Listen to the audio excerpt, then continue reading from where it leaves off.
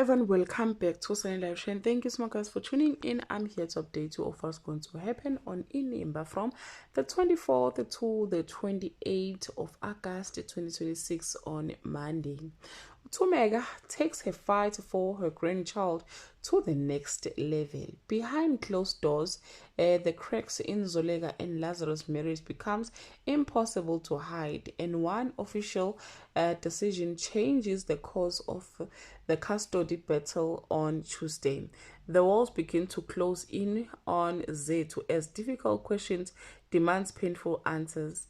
Loved one force Lazarus and Zoleka to confront the truth about their marriage, and battle line are drawn that would change this family forever on Wednesday. Zethu find an unexpected ally when she needs the most. Lazarus realizes that saying sorry may no longer be enough, and Thumeka's determination to protect her grandchild comes at a heartbreaking cost on Thursday.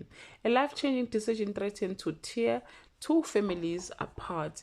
Lazarus and Zoleka rediscover the love that first brought them together. And while one relationship begins to heal, another may be beyond saving. On Friday.